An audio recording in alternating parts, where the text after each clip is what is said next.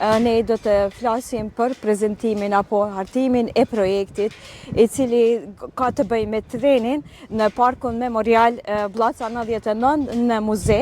Pra jemi këtu me kryetarin e komunës Anit e Lezit, Mehmet Ballazhin, i cili do të na njofton më gjerësisht sa i përket këtij projekti. Mëngjesi kryetar.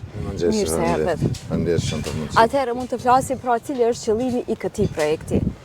Tash këtë shuhet projekti i Parkut Memorial Vllaca 99 që simbolizon gjenocidin serb ndaj popullatës shqiptare gjatë viteve 99, pra nga prilli i vitit 99, të cilët janë deportuar në Maqedoninë Veriore për të vazhduar pastaj në vendet e drejta. Treni që tani këtu ekziston që nga viti 2019, ne synojmë ta shndrojmë në një tren muze. Vetë trenin i cili do të përmbajë në vete historinë që gative gjeneratat ndoshta mund të harrojnë, ne duhet të rikujtojmë për të shpërfaqur atë gjenocid, atë krim të një aparati shtetëror serb që ka bërë gjatë vitit 1999. Projektin ne e kemi arrit ta hartojmë përmes një kompanisë Hark, e cila ka fituar veten në hartimin të këtij projekti, në bashkëpunim me rrjetin e gazetarisë ballkanike Ulumtuese Bern, në koordinim me kuratorin Gazi Jupi, i cili ka ndihmuar jashtëzakonisht shumë, dhe me Agjencinë e Menaxhimit të Monumenteve dhe Komplekseve Memoriale, bashkë me Ministrinë e Kulturës, Shartsemi si kompani e prodhimit cimentos këtu, që ka shprehë dëshirë të na ndihmojë për gjetjen e mundësive të implementimit të këtij projekti, kështu edhe ne si komunë dhe pozicionojmë që së shpejti, së paku të fillojë, ndoshta pas formimit të qeverisë, për shkak se procedurat s'na lejojnë ndoshta edhe të kemi mjetë nga Ministria e Kulturës. Po besoj që brenda një afati sa më të shkurtë, po them 2-3 vjet se është projekt mbi 2 milionë me 300.000 euro. Jo është projekt për ne është shumë i kushtueshëm, por që besoj me kohë do të arrijmë ta kryejmë mandatin. Po, sa është e rëndësishme të jetësohet ky projekt dhe të dëshmohet një pjesë e historisë së dhëmshme të shqiptarëve të cilët kanë përjetuar gjatë luftës, do të thotë, ku shumë shqiptar nga vende të ndryshme do të thotë kanë zënë vend këtu për të shpëtuar thotë asaj gjendja, atij rasti të vështirë, siç ishte lufta. Po, qëllimi i këtij projekti është më kjo, pra rikujtimi i atij gjenocidit serb që ka ndodhur në ato vite. Po, se këtu kanë diku rreth 440.000 njerëz janë deportuar, por nga ky vend, pastaj në Maqedoni dhe vende të tjera. Dhe kjo është si qëllim, të rikujtohet, të shpërfaqen krimet apo gjenocideve siç kanë quajtur këto holokausti shqiptar ka ndodhur këto. Për këtë arsye ka një rëndësi të veçantë ky projekt në cilin ne pozicionojmë ta realizojmë sa më shpejt. Si do duket projekti? Do të ketë dëshmi të ndryshme, do të ketë video, fotografi dhe shumë gjëra të tjera të cilët lidhen me atë pjesë të kohës, sigurisht, shumica do të jenë fotografi, edhe jo kemi pasur besoj atë pjesën e projektit që ne kemi paraqitur në faqen zyrtare time.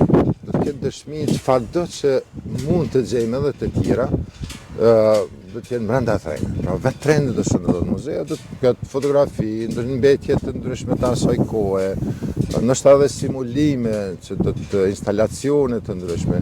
Pra çdo dëshmi që do të jetë asaj kohe, do të jetë brenda trenit. Sa është rëndësishme edhe qytetarët të cilët kanë qenë pjesë e këtij eksodi të sjellin ndoshta pjesë ndonjë objekt apo ngjarje të cilët lidhen me vitin 1999.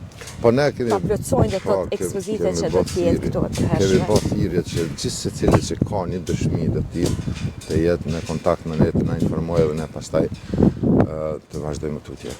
Kryetar, sa është e rëndësishme edhe për brezat e ri ta njohin një pjesë të dhimbshme të historisë, të cilët nuk kanë qenë pjesë e luftës, mirë po e njohin nëpërmjet rrëfimeve, fotografive, si dhe ngjarjeve të tjera. Sigurisht është shumë e rëndësishme.